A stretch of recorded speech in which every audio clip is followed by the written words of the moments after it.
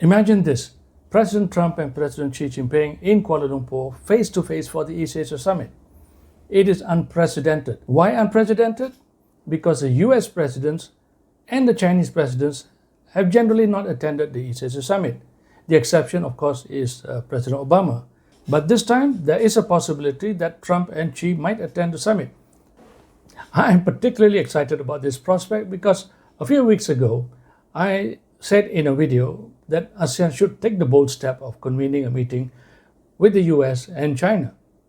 And I think this is exactly what ASEAN is trying to do with Malaysia in the chair. The video is somewhere up there. The link is in the description. In order to understand why this is such a big deal, let us take a step back. The competition between the US and China is serious. It's becoming sharper by the day. The news is all out there. Peter Hegseth, the Defense Secretary, mentioned in the Shangri-La Dialogue with Singapore not too long ago that the US considers China to be the gravest threat to its security. In response, Beijing retorted, accusing the US of stoking fear and creating instability in the region. And when you look in the region, the South China Sea continues to be a region of tension due to this competition between the US and China, with both issuing provocative statements, live drills, exercises, and so on and so forth. Just a few days ago, China hosted the Shanghai Cooperation Organization Summit, but what was more important and interesting was the victory celebrations of China in the Second World War, where it put up a huge parade, and this was seen by some quarters in the US as challenging the US dominance. For ASEAN and Southeast Asia, this is not an abstract exercise. It is about its own survival. It's about trade. It's about supply chains. It is about preserving its economic progress. It's about preserving peace and stability.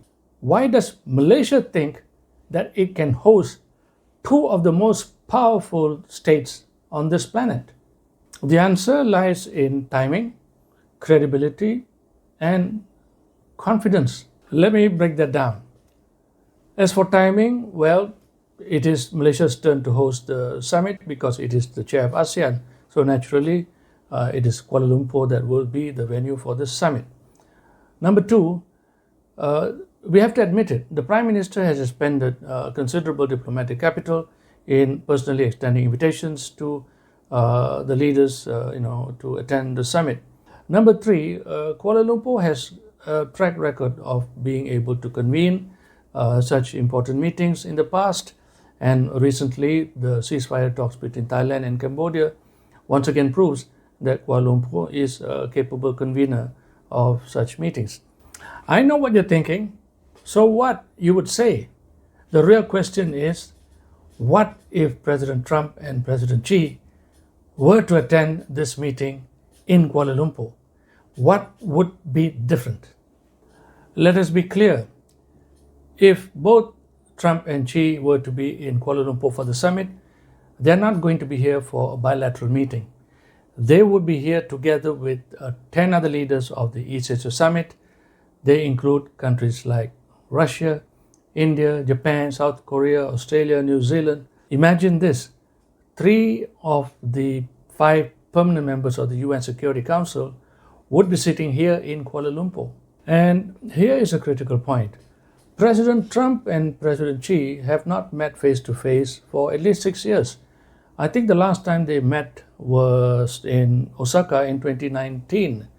Since then, their contacts have been through telephone conversations. The most recent communication or contact between China and the United States was in 2025 in Kuala Lumpur, and even then it has been at the level of the Secretary of State, Marco Rubio, and Mr. Wang Yi of China.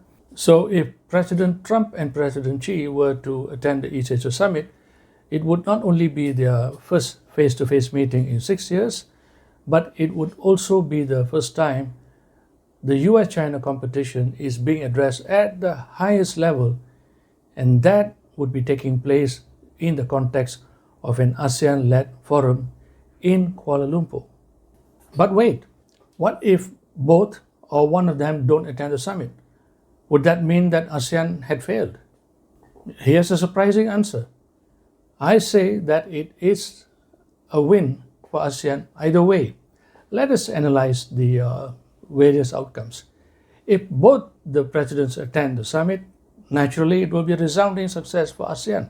It would be a demonstration of ASEAN's centrality at the highest level. It would be a restoration of ASEAN's credibility. It would also, restore ASEAN's self-confidence and the confidence of the world in ASEAN's ability to be, an important player in Southeast Asia. What if only one attends the summit? Well, ASEAN still would come out as a winner because it had put out the invitation for the leaders to attend. And for the leader who actually attends, he would be able to, use that as proof that they're committed to the region, they're committed to ASEAN. And the other one will have to account for their absence. But what if both of them were to skip the summit? ASEAN still comes out as a winner because it is out there on record of having invited both of them to attend. The absence would not be for ASEAN to explain, but it would be for Washington and Beijing to explain their absence. In my opinion, the real measure of success is not measured by their attendance or not, but from the fact that ASEAN has offered the stage and invited both of them to attend. And I think Malaysia has done the right thing in putting ASEAN on that level now. So I think it is entirely possible that this East Asia Summit in Kuala Lumpur could very well be the turning point in the debate about ASEAN and whether its centrality is still holding. By inviting both the leaders of the US and China to attend the East Asia Summit, what ASEAN is doing is signaling that it is trying to bring the US-China competition within its architecture. Let me make it clear, it is not that ASEAN is trying to manage this competition, but ASEAN is saying that it can be a venue or a host where this competition can be discussed in a manner that would benefit everyone.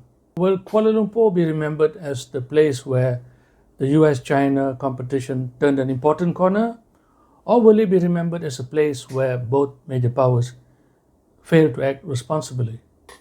Either way, one thing is clear.